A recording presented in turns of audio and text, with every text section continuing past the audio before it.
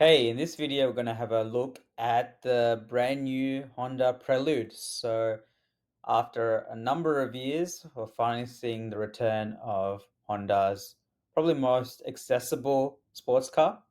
So, exciting news. After a number of years out of the game, we've seen Toyota, Subaru, even Nissan go back into the sports car category, but Honda has remained absent apart from the Civic Type R.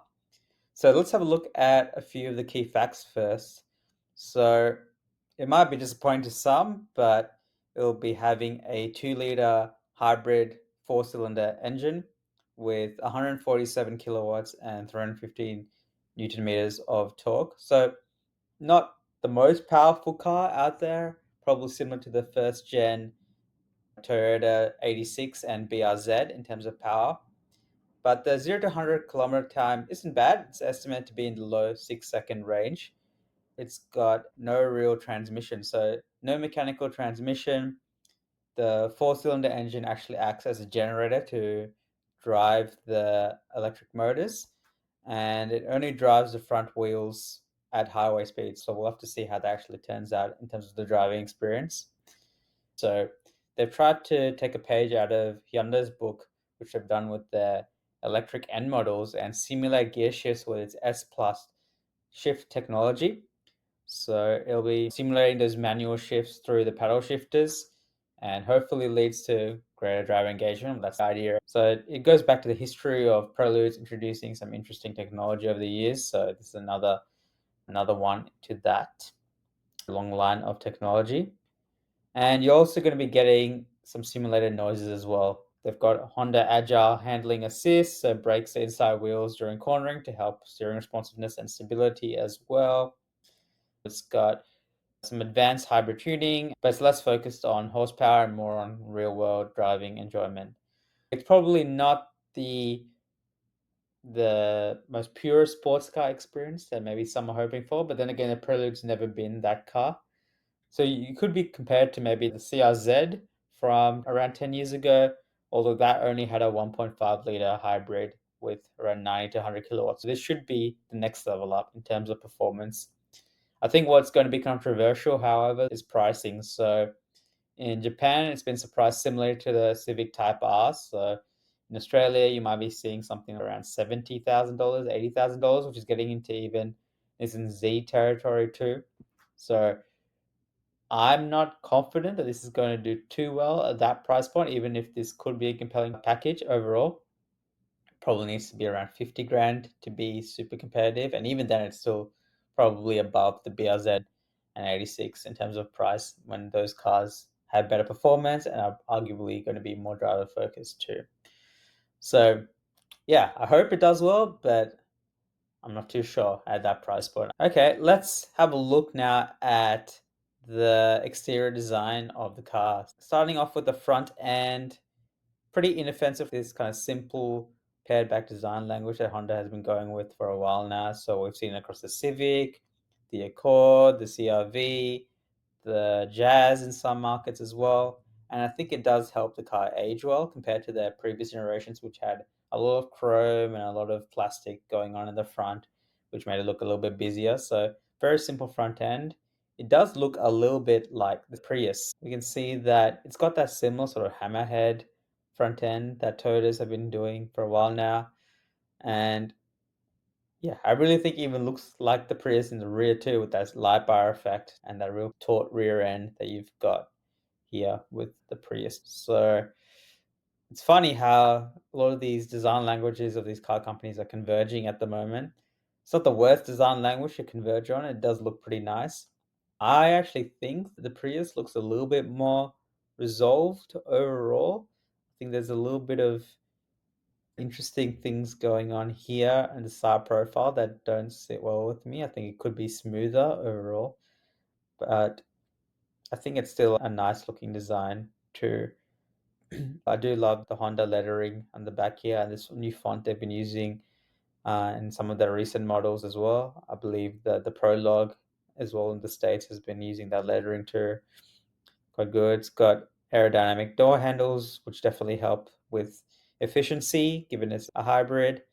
And Yeah, overall, I think it's a pretty nice looking car. Not super interesting or super sporty. There is a Mugen package that turns up the spice a little bit there.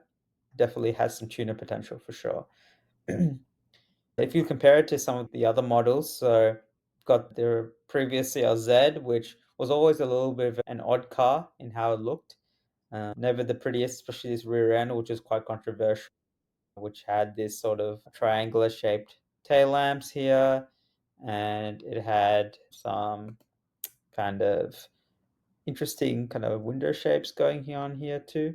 Yeah, I'm not sure if this was the best design for Honda back then, but it's definitely a little bit of a departure into something that's more going to be acceptable by the mainstream that they've got at the moment here. The front end here again, this probably wasn't Honda's best design era. I actually think it's aged okay, but I don't think it ever looked the prettiest. It was always a little bit of an oddball car, so it's no surprise it didn't sell too well. But if you compare it to some of these other cars that are going to be similarly priced, I think if you've got a Nissan Z, you've got a beautiful six-cylinder engine that is going to be something that's quite responsive and sound terrific too.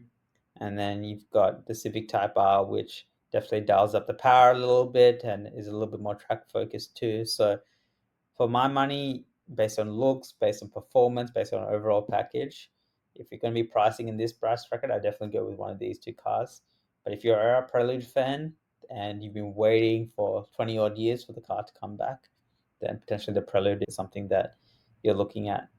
This is the new E500 Racer they revealed that actually replaces the Civic in the series, and you can see what this car can look like when you do dial up the body kit and the racing package. So here you've got a massive rear wing. You've obviously got more flared rear arches here, a huge rear bumper and diffuser going on. So definitely potential with this car. Not that road going cars are going to get anything close to this, but look, it's not bad. Moving on to the interior here.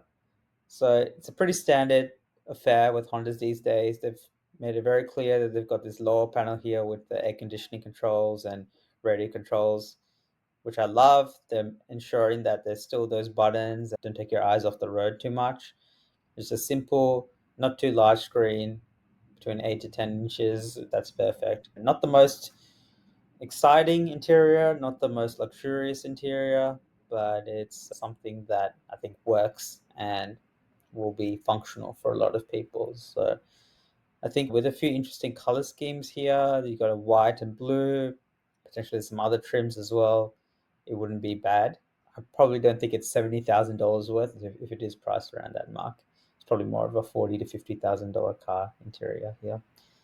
And you can see that they've emphasized this S Plus mode to simulate the gear shifts. So it's definitely one of the biggest and most unique features of the car that they're emphasizing. And there's some nice material as well. You've got this soft touch material that almost looks like Alcantara suede here, just below the air conditioning vent on the shelf, and some nice DVA stitching as well. So I like the attention to detail they've put in the interior, and I'm not going to complain about an interior that still has buttons and still has a fairly ergonomic layout when we've seen a lot of cars just move to a massive screen.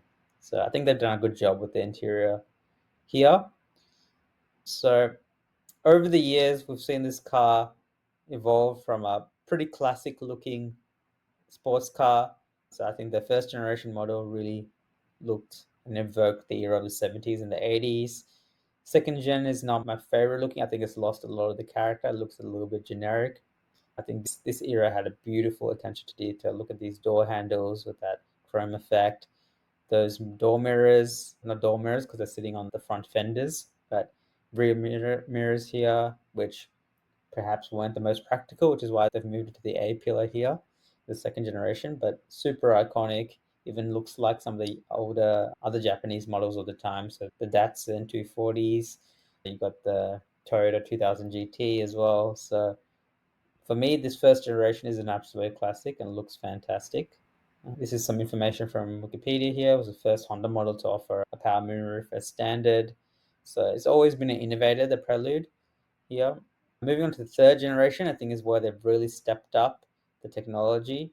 very kind of classic style, probably one of the better looking cars of the Prelude generations. So very simple, straightforward here. So the third generation car here from Car and Driver stepped it up technologically, four-wheel steering, which still isn't a common thing in a lot of cars, and you can only get it in a lot of luxury cars these days. And then the fourth generation as well, not loved by a lot of people, I believe, which is why they've changed the design quite considerably for the fifth generation. But I didn't mind it. It really evokes the 90s with that soft, those soft, bubbly type shapes, and looks very aerodynamic. I actually think the new Prelude probably looks the most like this Prelude out of all the generations here. I think this car introduced VTEC as well, which increases performance at higher revs and then decreases fuel economy at lower revs, which is iconic and associated with Type R these days, especially the Civic. It was the highest performance Honda, apart from the Acura NSX when it came out. The S2000 eventually bridged that gap too, and of course the Civic Type R too. But I think the fourth generation, for me, I actually quite liked it, despite opinions to the contrary from a lot of people. And the fifth generation in the early 2000s, late 90s, this car was a departure. It went back to that edgy, hardline styling of the previous generation.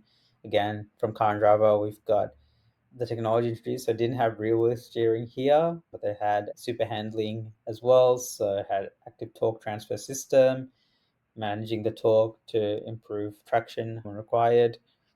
Again, trying to innovate, trying to introduce new technology.